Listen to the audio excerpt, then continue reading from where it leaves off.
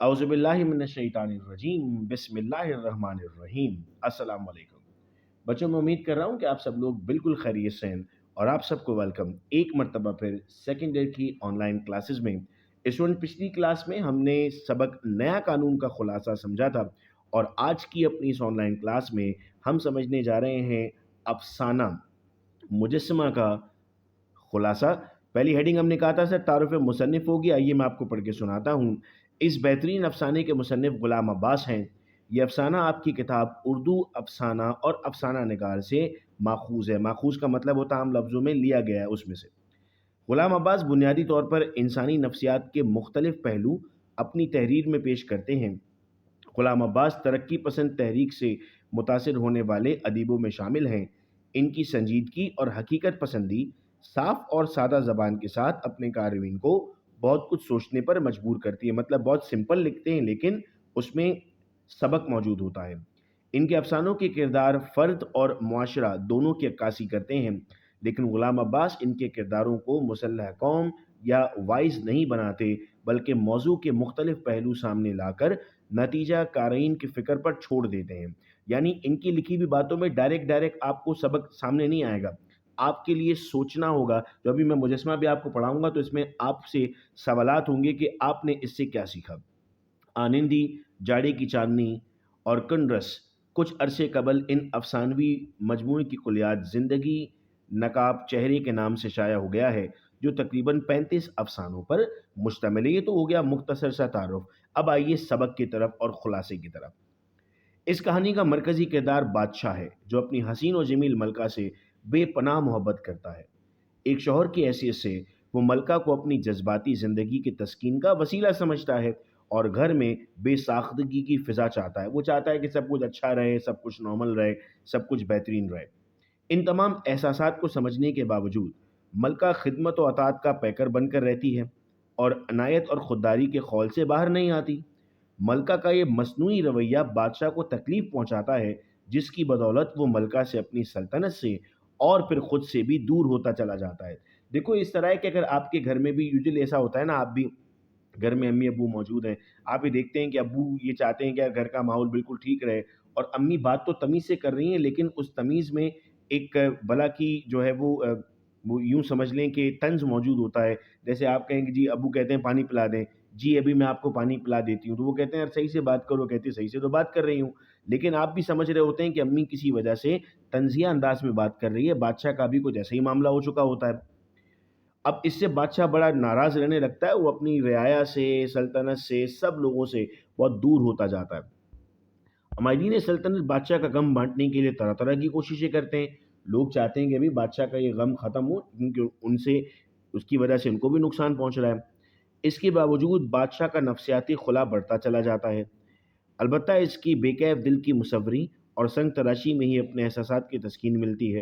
اور پھر ایک دن جب ایک بوڑھا سنگ تراش بادشاہ کی خدمت میں ایک چھوٹا مگر انتہائی خوبصورت مجسمہ پیش کرتا ہے تو بادشاہ خوشی سے نہال ہو جاتا ہے اور بوڑھے کو بے بہا انعام و کرام سے نوازتا ہے۔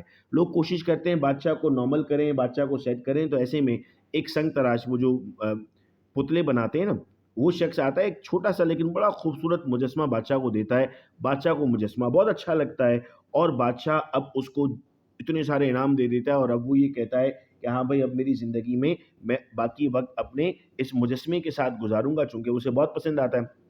اس احساسات سے پر مجسمے کو بادشاہ اپنی خوابگاہ میں سجا لیتا ہے، بیڈ روم جسے ہم کہتے ہیں نا، وہاں پر اپنے بالکل بیڈ کے پاس رکھ دیتا ہے۔ وہ پہروں اسے دیکھتا اور جذبات کے دل فریب دنیا میں کھو جاتا، وہ اسی کو دیکھتا رہتا۔ مجسمے میں بادشاہ کی یہ موہیت دیکھ کر ملکہ کے مصنوعی خول میں ہلچل مچ جاتی ہے۔ دیکھو عورت جو ہے وہ کسی اور کو اپنے خاوند کے ساتھ کبھی برداشت نہیں کر سکتی، وہی معاملہ یہاں پر بھی ہے۔ وہ دیکھتی ہے کہ یار اس کو تو مجسمے سے زیادہ پیار ہونے لگا ہے، یہ مجسمے کی طرف زیادہ جا رہا ہے، تو ابھی اس کو برا لگتا ہے۔ آہستہ آہستہ اس کے دل میں رشک، حسد بلکہ رقابت کے جذبات پیدا ہونے لگتے ہیں۔ ان جذبات کی تسکین کے لیے ملکہ مختلف طریقے اختیار کرتی تاکہ وہ بادشاہ کی توجہ حاصل کر سکے۔ اب بادشاہ کی توجہ ملکہ سے ہٹ کر مجسمے کی طرف آئی ہے اور ملکہ چاہتی ہے کہ بادشاہ کی توجہ دوبارہ اس کی طرف آ جائے۔ بادشاہ کو یہ مجسمہ پہلے سے کہیں زیادہ عزیز ہو جاتا ہے، کیونکہ اس کی وجہ سے ملکہ کے پتھر دل میں جذبات کی دنیا آباد ہونے لگی ہے۔ اب بادشاہ بھی سمجھ گیا کہ میں مجسمے سے محبت کر رہا ہوں، تو اس کی وجہ سے یہ میری طرف زیادہ مائل ہو رہی ہے، تو وہ مجسمے سے زیادہ محبت کرنا شروع کر دیتا ہے۔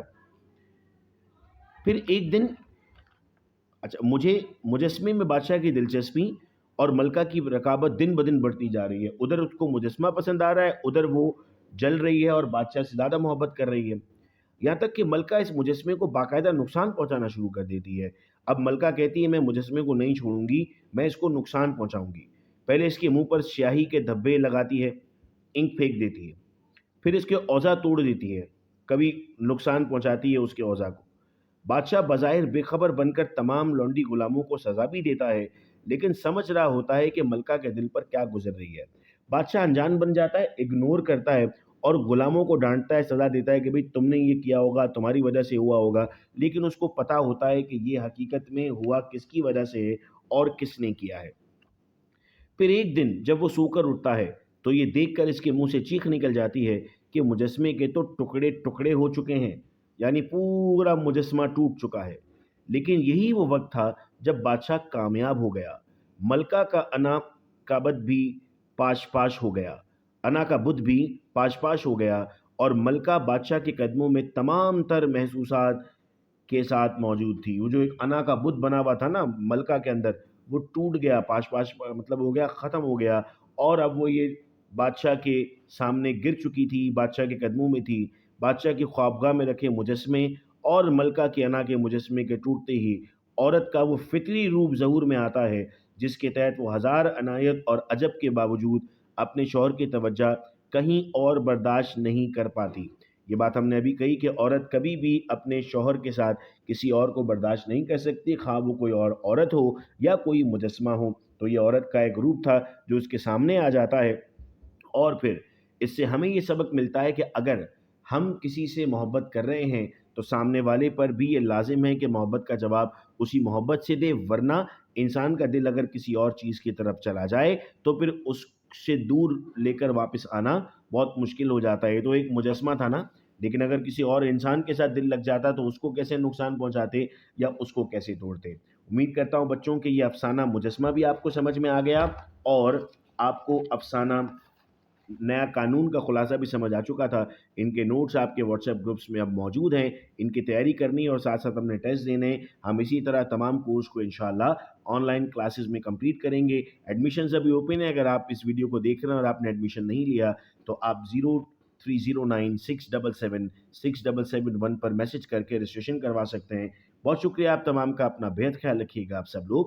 اللہ حافظ۔